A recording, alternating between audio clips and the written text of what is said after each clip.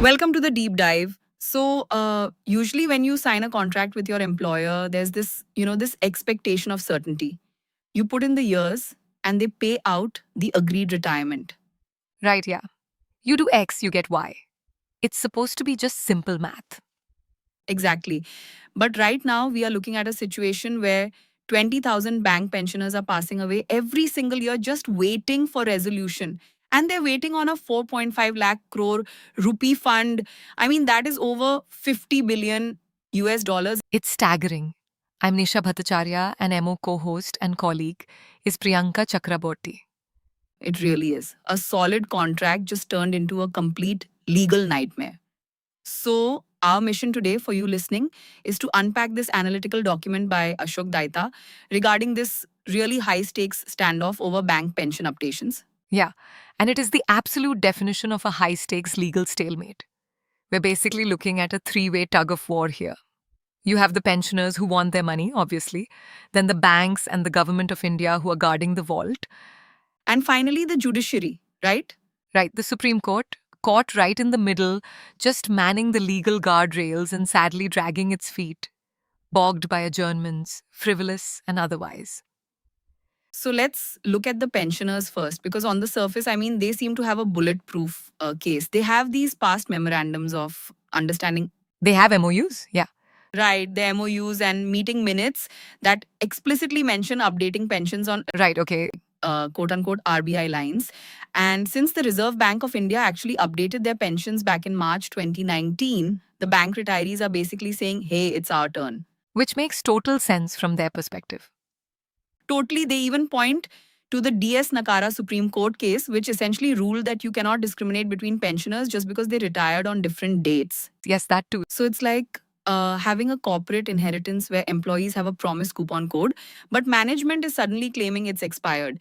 Well, what's fascinating here is the massive gap between what feels morally right and what is actually legally binding.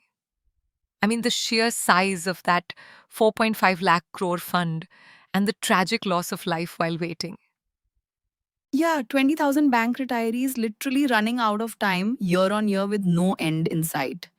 Right? It is deeply compelling. But as Ashok's analysis points out, none of those emotional or historical points actually mandate a payout under current banking regulations.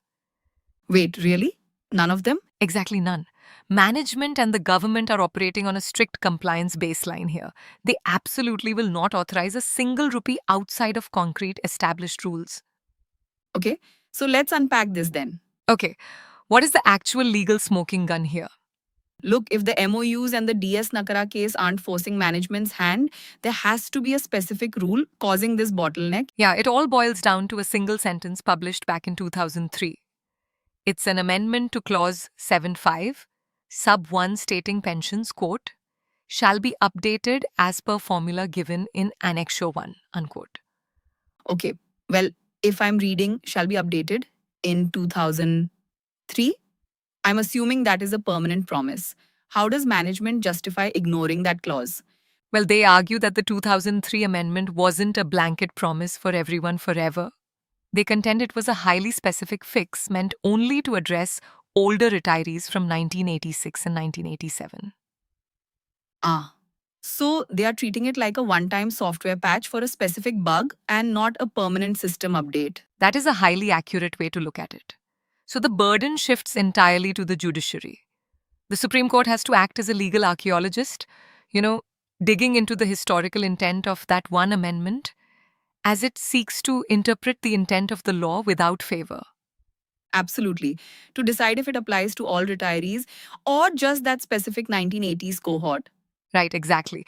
Okay, but if management is playing strictly by the book here, then the unions must have left something out of the book. I mean, the union successfully negotiated this updation, right? They got management to agree to it in those MOUs They did, yeah, and that is the fatal flaw here, isn't it? because an MOU is just an agreement in principle. Yes, it just outlines an intention. It does not have the teeth or force of codified law. No, it doesn't. Okay, the unions got the handshake, but they completely dropped the ball on getting that agreement formally translated or legislated into the bank's statutory regulations. Oh, wow. So without that legislative backing, a court might really struggle to enforce it. Exactly, they basically got an IOU written on a napkin instead of a notarized contract on paper. That is a vital lesson in contract law for you listening right now. Yeah, This entire saga shows why an agreement in principle is virtually useless if it isn't officially legislated. yeah. You can never rely solely on a handshake or a meeting minute. It shows just how fragile guaranteed benefits can be. Let me slip into devil's advocate mode for a moment. Yes, a written contract is always cleaner than a handshake, but courts, including the Supreme Court of India, have sometimes held that an agreement can still exist even without a formal document. Sometimes the conduct of the parties speaks louder than the paperwork. Absolutely, that's a fair point. I recall this landmark case, Trimex International VZE Limited, Dubai V Vedanta Aluminium Limited, India, 2010, where the Supreme Court of India held that a binding contract existed through email correspondence before a formal signed contract was executed. Exactly. The MOU between the banks and the unions may never have been written into law, but if both sides intended it to function as a binding agreement, even the Supreme Court, they can still treat it as such. Yes, I see where you're going with this.